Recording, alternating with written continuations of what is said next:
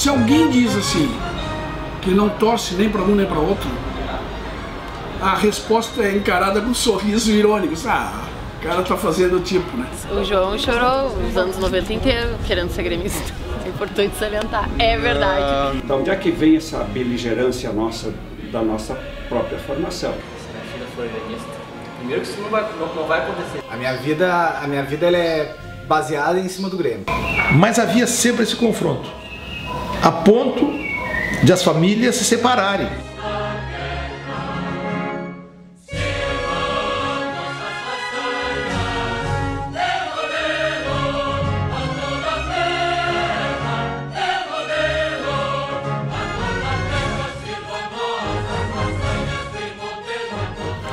Nós, os gaúchos, historicamente, nós somos posicionados politicamente. O gaúcho não fica em cima do muro. A gente deve lembrar que tanto o estado do Rio Grande do Sul como a nossa cidade de Porto Alegre, eles foram fundados num contexto onde os dois reinos ibéricos, Portugal e Espanha, estavam numa forte disputa territorial. Se alguém me disser que está em cima do muro, eu digo, tu não é gaúcho, sai do Rio Grande do Sul. Vai morar na Bahia, em Pernambuco, chega, aqui não é o teu lugar. Então aqui nós sempre tivemos uma definição política. A Revolução Farroupilha de 1835-45 foi uma revolução ainda exercida dentro de certos padrões de nobreza, de aristocracia, enquanto que a Revolução de 93-95 não foi. Foi uma carnificina, uma barbárie, degola, castração, enfim, tudo isso. Existia o lado republicano, representado pelos adeptos do Júlio de Castilhos, do Borda Medeiros, que eram os chimangos. Existiam os federalistas do Gaspar Silveira Martins, que eram os maragatos, que se opunham ao Júlio de Castilhos e ao Borda Medeiros. Então essa nossa rivalidade, essa nossa beligerância é coisa antiga, né? Que em alguns momentos foi agravada e em outros momentos da história foi mais atenuada. Eu tenho impressão, embora o Grêmio Internacional tenha sido fundado já no início do século XX, o Grêmio em 1913, o Internacional em 1909, nós herdamos muito disso. A rivalidade Grenal vamos dizer assim, é um recorte que faz parte deste contexto, está na lógica deste contexto maior, que é um contexto de beligerância, de rivalidade. Não é que a fundação do Grêmio do Internacional tem alguma coisa a ver diretamente com a política. Porque nem o Grêmio Internacional foram fundados por pessoas que se identificavam politicamente com aquela situação do Rio Grande do Sul. Mas certamente pesou isso. Ou eu sou colorado ou eu sou gremista.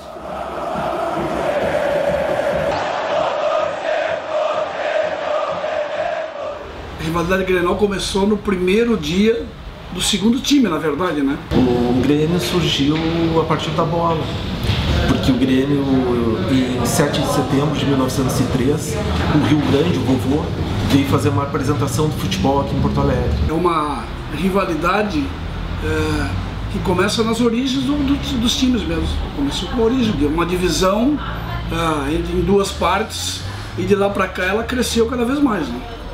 E aí furou a bola. E o Grêmio tinha um cara, aliás, eu quero que vocês percebam esse nome, Cândido Dias da Silva. Tinha um cara, não era Grêmio ainda, não existia o Grêmio. Tinha um sujeito chamado Cândido Dias da Silva. Cândido Dias da Silva. Mas eu não quero dizer, me colocar como protagonista da história. Eu tenho a impressão que o Grenal mais importante para o Internacional foi o da inauguração do Estádio Olímpico em 1954. Os caras disse, olha, eu não presto a bola, mas vocês vão me explicar como é que é esse jogo. Aí os caras explicaram, e 8 dias depois, em 15 de setembro, o Cândido fundou o Grêmio. Os dirigentes do Grêmio tiveram a péssima ideia de convidar o Internacional para participar do festival de inauguração. E aquele Grenal foi 6-2 para o Internacional. E o Inter foi fundado pelos irmãos Pope, os descendentes de italianos, tinha uma ligação muito forte, o Grêmio com o comércio. O Inter acabou sendo muito financiado pelo pessoal da fronteira.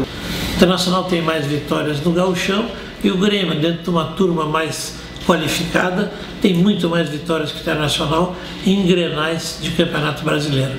Um grande jogo que eu vi no Grenal foi em 75. E por que o grande jogo? Foi um jogo no Beira-Rio, com chuva, de noite, o Grêmio com um time bem inferior, mas tinha no comando dele um técnico que ainda hoje é usado como referência, mesmo porque nunca trabalhou com ele. Bom, aí os irmãos Poucos criaram o Inter e eles desafiaram o Grêmio para um jogo. E o Enio Andrade, naquele dia, eu tive uma ideia precisa da importância de um grande técnico para o time. Porque ele pegou aquele grande time do Inter e o Grêmio conseguiu vencer por 3-1. Aí veio o Inter e disse, não, nós queremos jogar. E os caras do Grêmio, poxa, ok, vamos marcar um jogo. Aí teve uma reunião lá no Grêmio, olha, querem jogar com a gente, vamos marcar um jogo. Aí marcaram um jogo. Aí primeiro não pôde uma data, enfim, marcaram. Aí os caras do Grêmio disseram, olha, nós vamos botar os reservas, vocês estão começando. E o outro Grenal, assim, vitória do Inter, talvez aquele do 5-2 no Olímpico, né? Porque ali o Grenal que teve uma superioridade de um técnico de futebol, naquele teve a incapacidade de um técnico de ler o que estava acontecendo em campo. O Inter surgia com jovens e tal, e estavam treinando e iam enfrentar o Grêmio de igual para igual. E o Grêmio, não, vocês são novos, então nós vamos com o 4B, né? E eles, não, vãozinho não, e aí, bom, foi 10-0. E ali começou.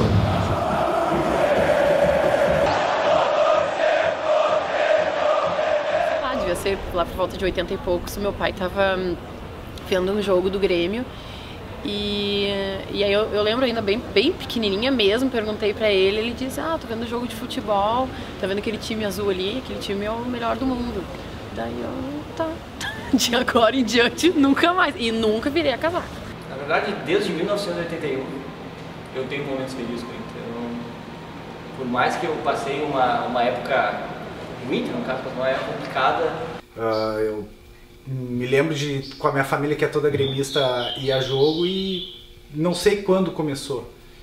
Eu posso te dizer assim, quando deu um start, eu me lembro quando foi a primeira vez sozinho no jogo encontrar meu irmão, que foi em 95, Grêmio e Ceará. Eu na verdade já nasci colorado, né? O meu pai, na época não existia muitas camisas, aquelas camisas pequenas assim, na verdade só tinha camisas de jogo.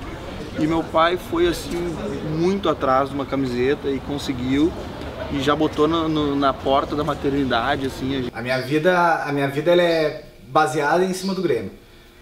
Exemplo, agora quando parar o campeonato em dezembro, minha esposa aproveita, que todos os compromissos estão liberados. A minha mãe é muito gremista, minha irmã também, elas vão junto ao jogo. A Rita também vai junto com ela, vão as três, assim. Então as três vão juntas, assim. São meio pé gelado, meio pé frio, assim, mas vão.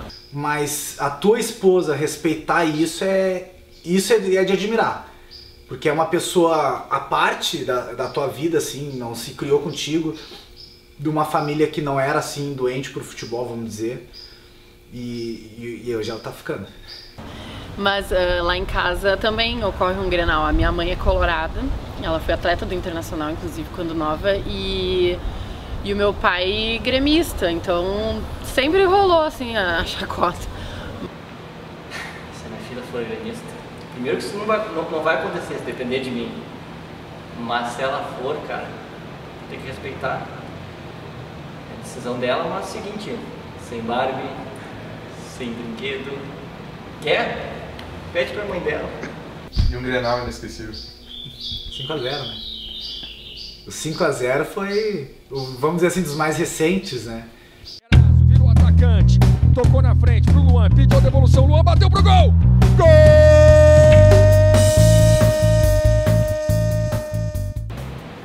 5-2, né? Vamos botar esse 5-2 na carteirinha deles.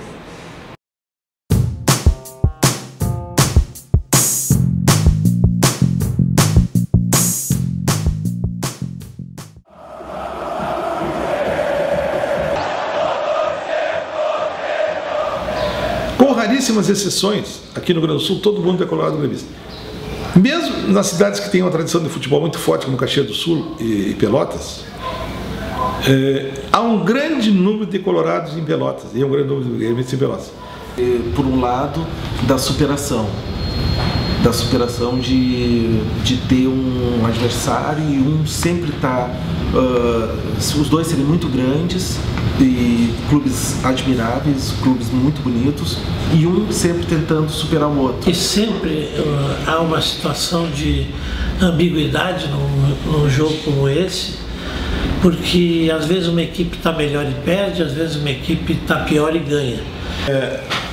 É uma tradição mais do que centenária. O Grenal, o clássico Grenal, tem mais de 100 anos de tradição. E são poucos, evidentemente, os clássicos brasileiros com essa longevidade. Não há nenhuma rivalidade como a dupla Grenal em nenhum lugar do Brasil.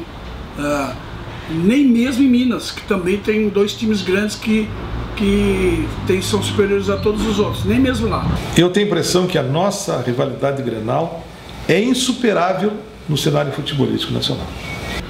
Eu sempre que, como dirigente do Grêmio, mesmo como torcedor, estive próximo a um Grenal, fiquei sempre preocupado e buscando, como gremista, que o Grêmio conseguisse a vitória. Por outro lado, essa rivalidade é muito burra, muito tacanha, e até tudo isso que eu estou falando da minha visão como gremista, de não curtir muito esse troço de flauta, por uma questão básica, quero dizer assim, eu tenho muitos amigos colorados e meus amigos não posso te ver sofrer.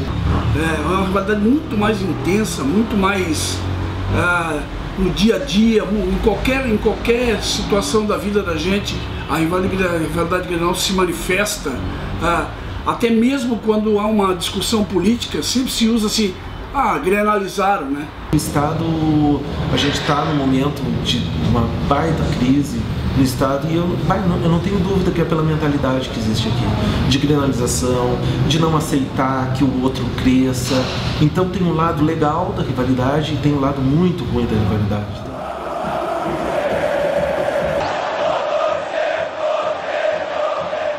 Os colorados estavam se manifestando já, alguns apresentando ideias para juntar as duas torcidas, e nós vimos, né, na Copa do Mundo isso acontecer. O que me marcou mesmo, o que eu sinto saudade do Grenal é o tempo que terminou lá no início nos anos 80 terminou, que é quando era muito mais civilizado do que hoje, né? O único momento que a gente pode ter isso fora esse Grenal misto foi na Copa do Mundo, mas aí sem ser pro nosso clube, né? Na Copa do Mundo, o Beira-Rio reuniu os jogos e colorados, gremistas, todos de Porto Alegre, os gaúchos, estiveram na Copa do Mundo, estiveram juntos no estádio, vendo os jogos da Argentina, da Alemanha, da Holanda, e por que não aconteceu no Beira-Rio? Porque eu adoro futebol e o João adora futebol, só que a gente, por torcer para times diferentes, a gente nunca conseguia ir ao estádio junto, por exemplo. E no início do ano de 2015 apresentamos o projeto para o Ministério Público, depois para a Brigada Militar, para a Federação Gaúcha, Inter e Grêmio fizemos este encontro, e aí a gente trouxe para o Rio Grande do Sul essa grande festa que foi unir as duas torcidas em 1º de março, quando aconteceu o primeiro Grenal da torcida mista. Eu acho que a principal mensagem da torcida mista é o bom exemplo sendo passado adiante. Olha, dá para conviver, dá para caminhar como eles fizeram o caminho do gol, por exemplo, fizeram os Grenais com o caminho do gol, dá para caminhar lado a lado. Qual é o problema? Nós estamos falando de futebol, né? Tem colorados que assistem colorados, gremistas que assistem gremistas, mas incluímos um setor em que gremistas assistem com colorados. Mas mais do que o setor da torcida mista, ela influenciou no comportamento de todos que estavam no estádio. E quando tu teve a torcida mista, a gente viveu aquela coisa muito legal, mas teve briga fora dela. Teve bandido brigando, teve racista, homofóbico, bandido de tudo que é jeito brigando fora. Só que eles ficaram de fora. E eu acho que essa que é a grande lição. É que nós temos que administrar os jogos para as pessoas de bem. Parecia que estávamos sempre administrando para as pessoas que querem o vandalismo, que querem as brigas. Nós estávamos criando ambientes de escolta, ambientes de separação por tapumes. Então nós estamos sempre administrando para essas minorias. Porque viu nossa sociedade violenta, né? Mas nós podemos admitir que num determinado setor do estádio, torcedores colorados e gremistas estão juntos, não há nenhum problema. Isso deve ser incentivado permanentemente. A gente gosta, vai sempre, foi bem divertido. Não, eu acho totalmente válido, assim, até para situações como a nossa. Deve ter outros, muitas vezes existe pai e filho também, que um é gremista, outro colorado. A torcida mista ditou um novo ritmo. Nós queremos administrar o jogo para as pessoas de bem. Pessoas que sabem conviver, entendem que o futebol é um esporte e na essência do desporto ela exatamente tem a competição, mas em nenhum momento tem briga, em nenhum momento tem vandalismo.